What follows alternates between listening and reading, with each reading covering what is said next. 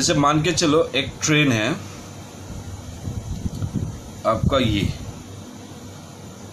ठीक है, parallel track में, ठीक है, और एक ट्रेन है,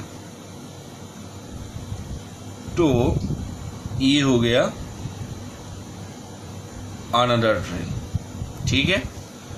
तो अब ऐसा मान लेते हैं कि ये ट्रेन जो है ना और ये ट्रेन दोनों का बीच में मानो गैपिंग 200 मीटर और दोनों ट्रेन का लेंथ मान लो 100 मीटर, 100 मीटर।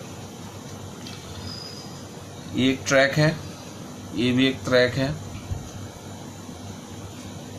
अब मानो अब ये साथ, ठीक है, सिचुएशन ये है, इसका लेंथ 100 मीटर, गैपिंग 200, ये 100। अब क्या किया, ये ट्रेन जो है ना एक्सेलरेट होने लगा। इसका एक्सेलरेशन है इसी डायरेक्शन में 10 मीटर पर सेकेंड स्क्वायर, ठीक है। और मानो ये वाला ट्रेन जो है ना वो यूनिफॉर्म वेलोसिटी से जाने लगा 10 मीटर पर सेकेंड, ठीक है। अब हमें ये पता करना है, देखो ये तो यूनिफॉर्म वेलोसिटी से जाएगा और ये एक्सेलरेट होके जाएगा, तो कभी ना कभी ये ट्रेन जो है ना इसको तो ओवरटेक करेगा ही ना। मान के चलो ये ए है, ये बी है, कभी ना कभी ए जाके बी को ओवरटेक करेगा। तो हमें क्या करना है, कब ए बी को ओवरटेक करेगा वो हमें कैलकुलेट करना है। Find t when A overtakes B. मैं आपको एक क्वेश्चन को डिक्टेट कर देता हूं, ठीक है, आप उसको लिख भी सकते हो। 2 trains A and B of length 100 meter each separated at a distance 200 meter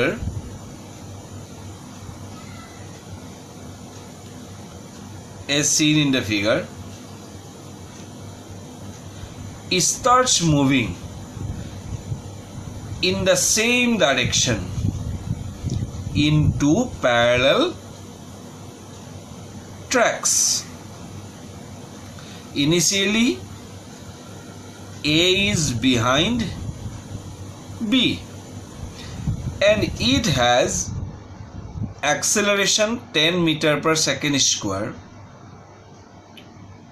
while B moves with constant velocity 10 meter per second. How long A will take to overtake B? ये होया क्वेश्चन, ठीक है। तो हम इसको solve कैसे करेंगे, देखो अब आप ध्यान से देखो, अगर बी ए को देखे, ठीक है, तो मतलब हमें कैलकुलेट करना होगा relative velocity of A with respect to B. इसका फिजिकल मीनिंग ये है, मतलब बी अगर स्टेशनरी होता ना तो ए को कितने वेलोसिटी से आना पड़ेगा या कितने दूर आना पड़ेगा, फिजिकल मतलब ये है, ठीक है। अगर बी स्टेशनरी है तो मतलब एज्यूम, तो आप ध्यान से देखो बेटा, ए और बी, ए जब बी को ओवरटेक करेगा ना, अब ध्यान से देखो, ए का जो टेल है ये वाला पॉइंट, बी का इंजन को ओवरटेक करना पड़ेगा ना, मतलब ये दोनों पॉइंट एक दूसरे को ओवरटेक करना पड़ेगा। इस ट्रेन का इंजन इस ट्रेन का ट्रेन को ओवरटेक करना मतलब वो, मतलब इस ट्रेन का इंजन इस ट्रेन का ट्रेन मानो टच किया है तो उसको ओवरटेक नहीं करेंगे ना। ओवरटेक तब कहेंगे जब इसका टेल इसका हेड को क्या करेगा, क्रॉस कर देगा। तो आप इमेजिन करो ना, इस पॉइंट को इसको ओवरटेक करने के लिए कितना जाना है, 100, 200 और 100, टोटल 400 मीटर जाना होगा ना, ठीक है। तो और रिलेटिवली एक्चुअली ये तो और ये भी आगे जाएगा, ये भी आगे जाएगा, ठीक है। तो हम इसको ऐसे करते हैं, relative displacement of A with respect to B equal to initial velocity of A with respect to B into t plus half acceleration of A with respect to B T square, ठीक है। अब आप देखो, मान के चलो ये x गया, तो ये कितना जाना पड़ेगा इसको 400 प्लस x, तभी जाके तो ये वाला पॉइंट को टच करेगा ना।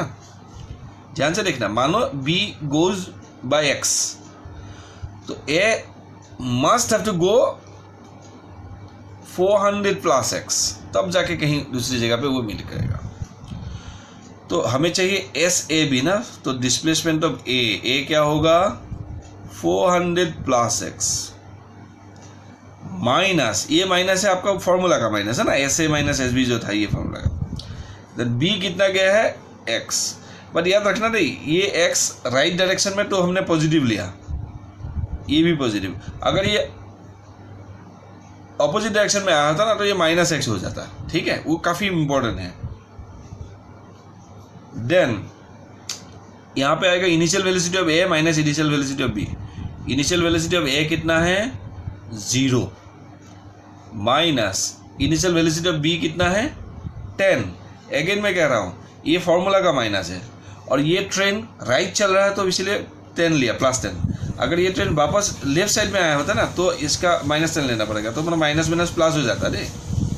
नेक्स्ट हम ट्राई करेंगे ऐसा ही एक प्रॉब्लम करने के लिए। Plus half acceleration of A कितना 10, एक्सेलरेशन ऑफ बी कितना दिया था 0, तो टी स्क्वायर। तो आप इसको सोल्व करो आराम से, 400 minus 10t plus 5t square, एक बढ़िया सा इक्वेशन आ गया।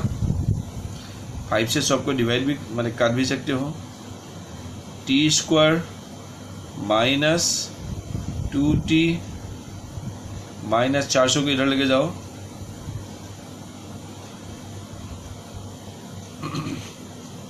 80 इक्वल 0, ठीक है।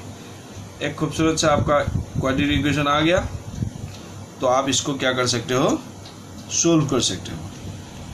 तो ये जब सोल्व किया जाएगा तो आप ये सोल्व करने वाली पार्ट ना ये आप खुद कर लेना, ठीक है। आप फैक्टराइज करके कर सकते हो या डायरेक्ट फार्मूला डाल के कर सकते हो, ठीक है। यहाँ पे आपका आंसर आएगा 10 - 8, ठीक है। तो ये -8 तो हम ले नहीं सकते हैं, तो आंसर क्या हो जाएगा 10।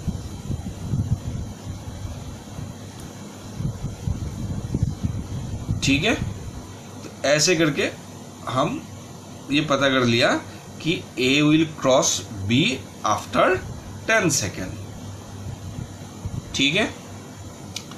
तो ऐसे में और एक प्रॉब्लम आपको दे सकता हूं, वो भी आप एक बार ट्राई कर सकते हो, ठीक है। जैसे देखो यहाँ पे आपका एक नया सिचुएशन हमने बनाया। मान के चलो यही ट्रेन है, ये एक ट्रेन है, इसका लेंथ 50 मीटर, ये एक ट्रेन है उसका लेंथ भी 50 मीटर, और दोनों का बीच में मानो किसी भी एक मोमेंट में गैपिंग है 100 मीटर। दो पैरेलल ट्रैक में चल रहा है, बट याद रखना एक इस बार दोनों अप्रोच कर रहा है एक दूसरे को, ठीक है। तो ये जा रहा है इस डायरेक्शन में और ये आ रहा है इस डायरेक्शन में, और किसी भी एक इंस्टेंट में ना उसको बोला गया है इसका इनिशियल वेलोसिटी 3 है, एक्सेलरेशन 10 है, और इसका इनिशियल वेलोसिटी है आपका 2 और एक्सेलरेशन 2 उसी डायरेक्शन में लेफ्ट, ठीक है। ये राइट की तरफ, ये लेफ्ट की तरफ, ठीक है, इस डायरेक्शन में मतलब। अब ये दोनों क्रॉस करेगा, ठीक है। तो how long they will take to cross each other, question ये है how long they will take to cross each other, ठीक है। तो ये आपको करना है। एक बार आप सोचो सिचुएशन को, दो train 100 metre gap, 50-50 metre length उनका, इनिशियल वेलोसिटी उसका, एक्सेलरेशन ये दिस। तो अगेन वही बात कह सकते हो, आप किसी एक को स्टेशनरी समझ लो, मानो बी इज स्टेशनरी तो ए इज मूविंग, मानो A is stationary B is moving, ठीक है ना।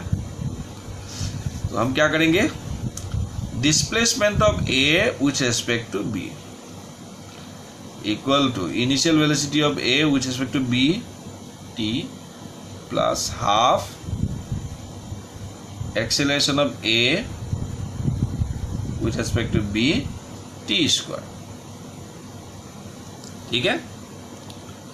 आप ध्यान से देखो ना, ये पॉइंट को क्रॉस करना है, मतलब पिक्चर कुछ इस टाइप का हो गया, ये पॉइंट है और ये पॉइंट है, ठीक है। ये था ए, मतलब पहला ट्रेन का आखिरी हिस्सा, ये ट्रेन बी, ये पॉइंट बी मतलब दूसरी ट्रेन का आखिरी हिस्सा, ठीक है। एक दूसरे को क्रॉस करना है। मान के चलो ये एक्स आया है, तो इसको कितना आना पड़ेगा यहाँ तक, 50 50 100 कितना 200, टोटल उनका बीच में 200 था ना, तो इसको 200 माइनस एक्स आना पड़ेगा, तब जाके दोनों एक दूसरे को क्रॉस करेंगे ना। ध्यान से देखो, इस ट्रेन का एक्सट्रीम हिस्सा जो है ना टेल, इसका भी टेल एक दूसरे को क्रॉस करना है। मानो ये एक्स आया है तो इसको जाना पड़ेगा 200 माइनस एक्स। तो यहाँ पर आप देखो ए कितना गया 200 माइनस एक्स, माइनस ये माइनस आपका डेफिनेशन का माइनस, बी कितना आया एक्स ना, तो इसलिए आपको माइनस एक्स लिखना पड़ेगा। क्यों माइनस एक्स लिखना पड़ेगा, बिकॉज वो लेफ्ट की तरफ आया है, वो ये राइट की तरफ गया था, इसीलिए U A B initial velocity of A कितना है 3 minus initial velocity of B कितना है, इनिशियल वेलोसिटी ऑफ बी 2, तो मतलब -2 होगा ना इस बार। बी की डायरेक्शन लेफ्ट, पहला वाला प्रॉब्लम में बी की डायरेक्शन तो राइट था, टी प्लस हाफ ए कितना है, acceleration of A 10 minus again -2, क्योंकि बी की एक्सेलरेशन लेफ्ट की तरफ बोला था। अगर मान के चलो इसका इनिशियल वेलोसिटी राइट की तरफ, but acceleration initial velocity left की तरफ, एक्सेलरेशन राइट की तरफ, तो ये ना ये प्लस ही हो जाता, क्योंकि हमने पूरे प्रॉब्लम में ना राइट डायरेक्शन को हमने पॉजिटिव माना, लेफ्ट डायरेक्शन को नेगेटिव माना, ठीक है। आप उल्टा भी कर सकते हो, देन ऑल्सो आंसर भी सेम, बट जो करना है एक बार पहले डिसाइड कर लेना है, ठीक है। मैंने राइट वाला डायरेक्शन को क्या माना, पॉजिटिव, ये डायरेक्शन को मैंने पॉजिटिव माना, तो लेफ्ट वाला डायरेक्शन मेरा क्या हो जाएगा, नेगेटिव। तो आप करो बेटा, ये एक्स एक्स तो काट ही जाएगा ना, ये -x इज +x, तो ये रह गया 200, ये रह गया 5t, ये आपका क्या हो जाएगा 12/2 6t स्क्वायर ना, यहाँ पे t स्क्वायर था, तो आप इसको सोल्व करो, 6t square plus 5t minus 200 equal to 0, ठीक है। एक बार आप बढ़िया से देख लेना पूरे सिचुएशंस को। तो अब हमें इसका सॉल्यूशन चाहिए, तो सॉल्यूशन थोड़ा सा देखो, मैंने ऐसे ही वैल्यू वगैरह दे दिया था ना, तो यहाँ पे टाइम कुछ आ जाएगा, ठीक है। तो देख लो कितना आते हैं, इसको अगर किया जाएगा जैसे क्वाड्रेटिक इक्वेशन के हिसाब से ही आप अगर करोगे ना, तो इसको आपका t आ जाएगा -5 प्लस, एक्चुअली प्लस माइनस आता है, हम माइनस तो ले नहीं पाएंगे ना, टाइम नेवर भी नेगेटिव, ऐसा कुछ आ जाएगा, ठीक है। तो ये सब प्रॉब्लम ना आप खुद भी बना के कर सकते हो। यहाँ पे तुम वैल्यू कुछ अलग लो, जैसे 3 ले लो, 3 की जगह 4 ले लो, ए की जगह कुछ अलग ले लो, ठीक है।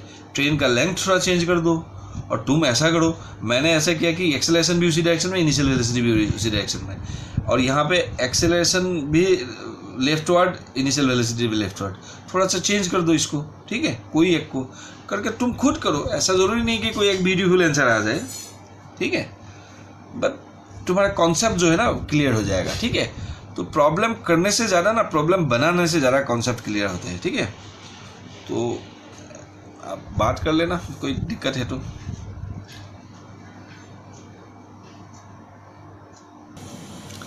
देखो रिलेटिव मोशन का ही ना और एक वेरी इंटरेस्टिंग प्रॉब्लम हम लेंगे। हाँ, आप लोग लिफ्ट में सफ़र करते हो ना, नीचे से ऊपर जाते हो, ऊपर से नीचे जाते हो। मान के चलो ये एक लिफ्ट है, ठीक है, ये चल रहा है यूनिफॉर्म वेलोसिटी से। यूनिफॉर्म वेलोसिटी कोई ना कोई वैल्यू दिया जाएगा, ठीक है। और ऐसा हो गया है कि रास्ते में यहाँ पे मतलब सीलिंग में, इसका सीलिंग है, ये फ्लोर हो गया, तो सीलिंग में ना कोई एक नट था, वो मानो टूट गया है, यहाँ से निकल गया है, तो ये गिर जाएगा ना। लिफ्ट मानो चल रहा है 5 मीटर पर सेकेंड पे, ठीक है, वैल्यू आप दे दो अपने हिसाब से, और लिफ्ट का अंदर तुम हो।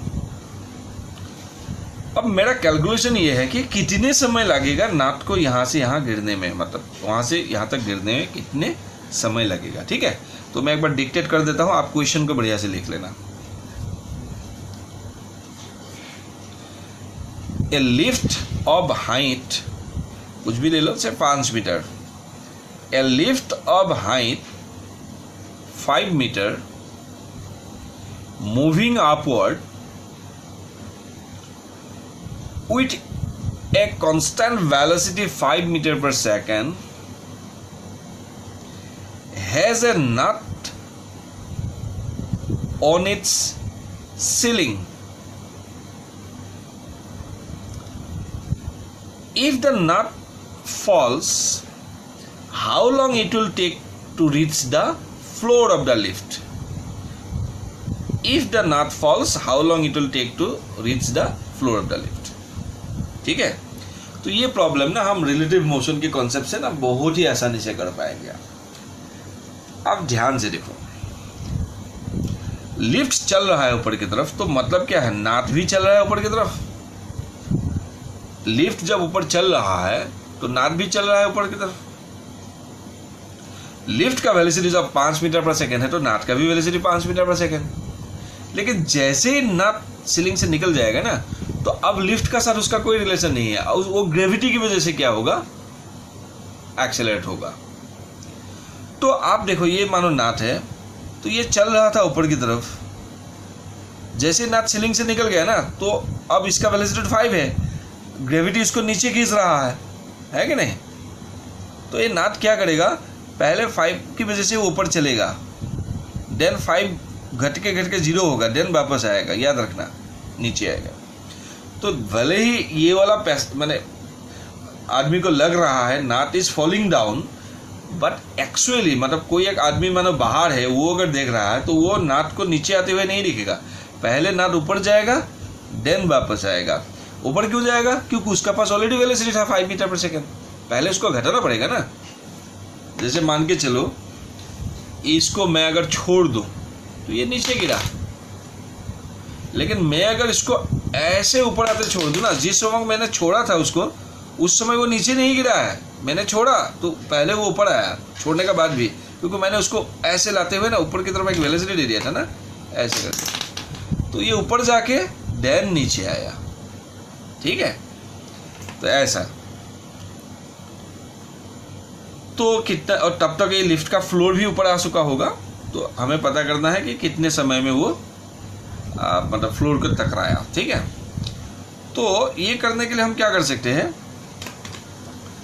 देखो, displacement of the nut with respect to the lift equal to initial velocity of the nut with respect to the lift t plus half acceleration of the nut with respect to the lift t square, ठीक है। अब displacement of the nut with respect to the lift, अच्छा lift के मुताबिक, आपके मुताबिक, यहाँ पे आप बैठे हुए ना, तो नट ऊपर से नीचे आ रहा है ना, तो कितना आ रहा है, 5, कितना आ रहा है 5 मीटर, है ना, तो आपको तो 5 मीटर ही लगेगा। तो ये 5 मीटर एक्चुअल है या रिलेटिव है, रिलेटिव, क्योंकि उस रेस्पेक्ट टू यू है ना, तुम भी खुद मोशन में हो, तो 5 ले लो।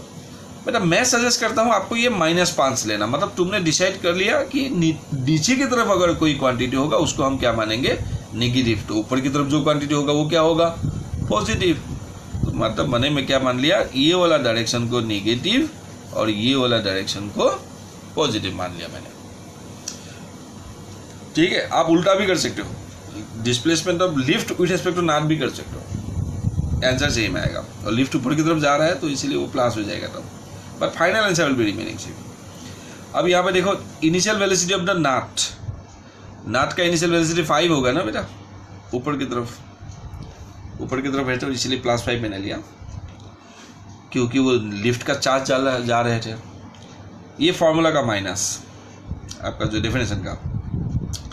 देन लिफ्ट का वेलोसिटी भी तो 5 ही है, t plus half acceleration of the nut. आप ध्यान से देखो, जब लिफ्ट से नट निकल गया है तो अब उसका लिफ्ट का साथ कोई लेना देना नहीं है, उसको ग्रेविटी खींचता है, और हमें पता है ग्रेविटी का एक्सेलरेशन 10 मीटर पर सेकेंड स्क्वायर, और वो डाउनवर्ड होता है।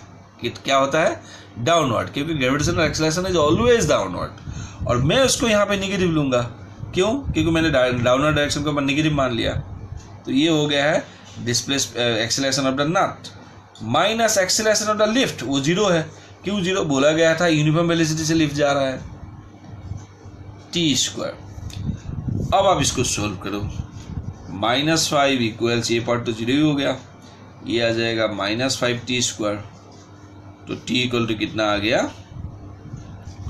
1 सेकेंड। तो 1 सेकेंड लगेगा नाट को फ्लोर पे गिरने के लिए। और यहाँ पे इंटरेस्टिंग है, आदमी को लग रहा है नाट स्ट्रेट लाइन में नीचे गिरा है, लेकिन एक्चुअली नाट क्या कर रहा था? ऊपर जाके नीचे आया था, ठीक है ना, ग्राउंड फ्रेम के मुताबिक। तो आप चाहो ना, आप एक्चुअली ये भी कैलकुलेट कर सकते हो, ये जो नाट है ना, तो कितने डिस्टेंस ट्रेवल किया है फ्लोर तक गिरने तक, ठीक है, ये भी आप कैलकुलेट कर सकते हो। आप वो क्वेश्चन भी लिख लो, also find the distance made by the nut, travel by the nut in this time interval.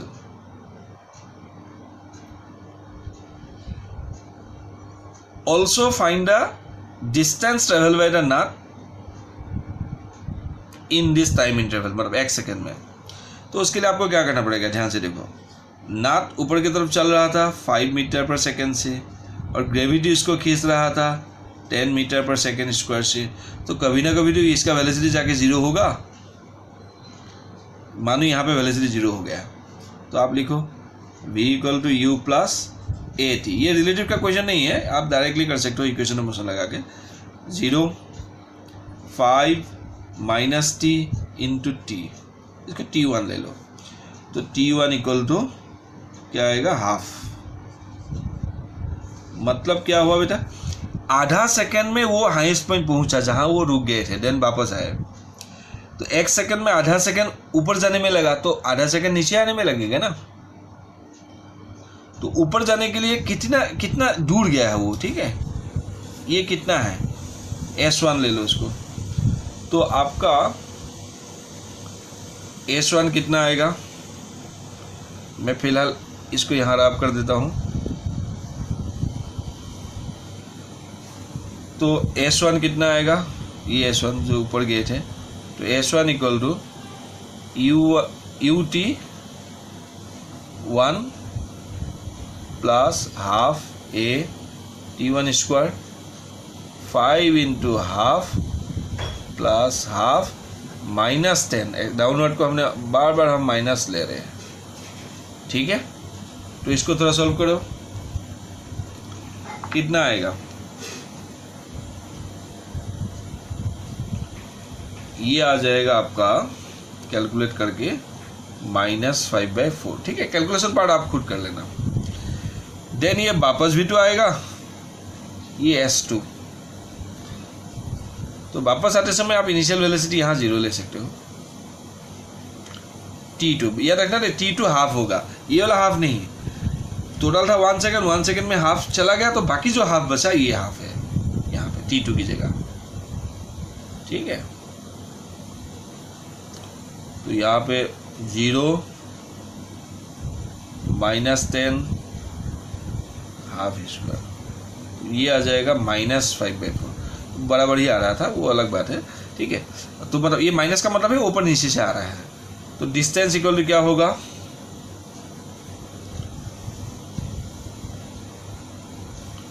तो डिस्टेंस इक्वल टू जाना और आना, ठीक है, दोनों का मैग्नीट्यूड बेटा, मैग्नीट्यूड ये तो आ रहे थे ना, बट डिस्टेंस के लिए हमें उसको प्लस ही करना पड़ेगा, तो 5/2 मीटर।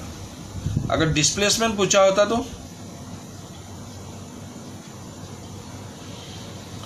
तब तो आपको जस्ट डायरेक्शन का साथ भी लेना होता है, तो 5/4 माइनस 5/4 इक्वल टू 0। ये थोड़ा इंटरेस्टिंग है, डिस्प्लेसमेंट 0 आया, इसका क्या मतलब हुआ पता है आपको, जैसे आपका पास जो लिफ्ट है ना, तो ये नाद को इन्होंने छोड़ दिया हाँ, और लिफ्ट ऊपर चल रहा था, तो मतलब नाद जाके ऊपर जाके 0 जब आया था ना, यहाँ तक जब पहुँचा, तब ये लिफ्ट का फ्लोर आके यहाँ तक पहुँचा, ये तो ऊपर चल रहा था ना, तो मतलब नाद एक्चुअली ग्राउंड फ्रेम के रेस्पेक्ट में जहाँ से छोड़ा था वहीं पे आके पहुँचा और लिफ्ट ने जाके उसको टकराया फ्लोर में जाके, ठीक है। तो ऐसा प्रॉब्लम आप खुद भी कर सकते हो, ठीक है।